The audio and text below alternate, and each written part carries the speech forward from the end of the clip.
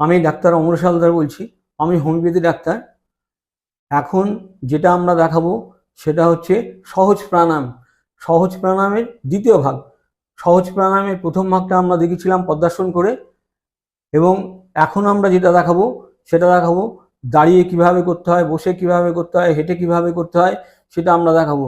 এটা সবাই করতে পারবে, যারা অফিসে যাতায়াত করেন, বাসে, ট্রামে এবং নানানভাবে আমরা কাজের সঙ্গে যুক্ত থাকি। আমরা ট্রেনে যাই, বাসে যাই, তখন আমরা এটা করতে পারবো।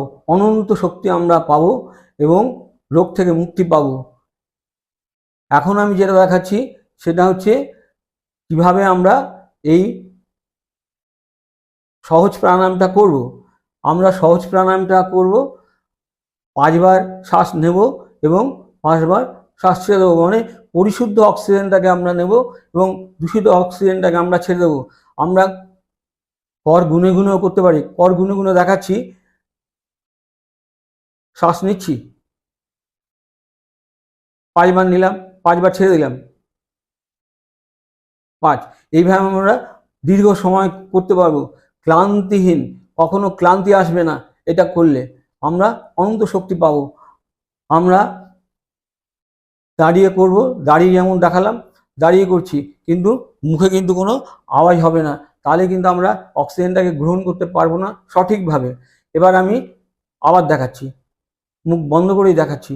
আমরা 5 বার নিচ্ছি, 5 বার নিলাম, 5 বার ছেড়ে দিচ্ছি, 5 বার ছেড়ে দিলাম। এভাবে আমরা দীর্ঘ সময় করব। দীর্ঘ সময় করলে আমরা অনন্ত শক্তি পাবো। এবার আমরা যেটা দেখাচ্ছি বসে কিভাবে করব। আমরা এখানে একটা চেয়ার আছে, আমরা ট্রেনে বাসে আমরা চেয়ারে বসি, সেই বসে আমরা করছি।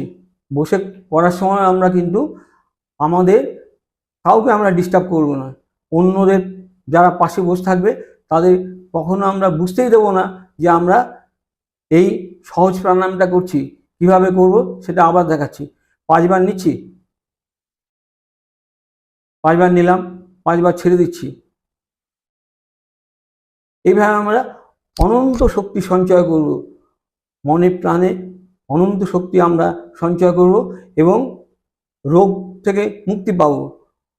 আমাদের শরীরটাকে সুন্দর রাখবো এবং আমরা যে দিনের শেষে যে যখন ঘুমোতে যাই সেই ঘুমটা আমরা সুন্দরভাবে ঘুমোতে পারবো।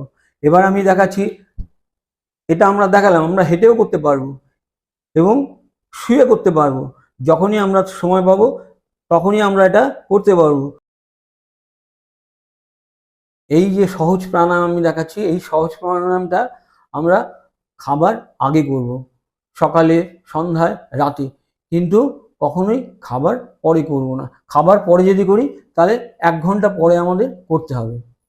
মায়েদের, বোনেদের বলছি, তারা সারাদিন খুব কঠিন পরিশ্রম করে, কিন্তু সংসারে সবাইকে দেখতে গিয়ে নিজেদের দিকে খেয়াল রাখে না। কিন্তু এই সহজ প্রাণায়ামটা কিন্তু সবসময় করা যাবে, তাহলে কিন্তু আর কোনো অসুবিধা হবে না, অনন্ত শক্তি পাবে এবং সারাদিন খুব ঝরঝরে থাকবে, মনে শান্তি আসবে। দাঁড়িয়ে করতে পারবে, রান্নাঘরে করতে পারবে, টিভি দেখার সময় করতে পারবে এবং যখন বসে থাকবে তখনও করতে পারবে। আমি একইভাবে দেখাচ্ছি, যেমন আমরা বসে দেখালাম ঠিক একই নিয়ম। আমরা 5 বার নেব, 5 বার ছেড়ে দেবো শ্বাসটাকে। কিন্তু প্রথম প্রথম করতে গেলে, মানে মায়েদের, মেয়েদের কথা বলছি, মানে তাদের কী হবে, তাহলে আমাদের হাত গুনেও করতে পারে প্রথম প্রথম। দেখাচ্ছি, 5 বার নিলাম, 5 বার ছেড়ে দিচ্ছি। এইভাবে আমরা অনন্ত শক্তি পাবো। এবার যখন আমাদের অভ্যাস হয়ে যাবে তখন আমাদের আর এই কর গুনে করতে হবে না, তখন আমরা এমনি করতে পারবো। আবার দেখাচ্ছি, কর না গুনে দেখাচ্ছি, হাত না গুনে। 5 বার শ্বাস নিচ্ছি, 5 বার নিলাম, 5 বার ছেড়ে দিলাম। এইভাবে আমরা অনন্ত শক্তি সঞ্চয় করতে পারবো, ক্লান্তিহীন। এবং তাদের, মায়েদের এবং বোনদের যে শক্তিটা সঞ্চয় করবে তাতে শরীর ভালো থাকবে, ক্লান্তি আসবে না, ঘুম ভালো হবে এবং এটা সবাইকে করতে বলুন, ছোট বড় সবাই করবে, আত্মীয় পরিজন সবাইকে করতে বলুন, এবং আমরা যেমন করব সবাই করবে, অনন্ত শক্তি আমরা সঞ্চয় করব।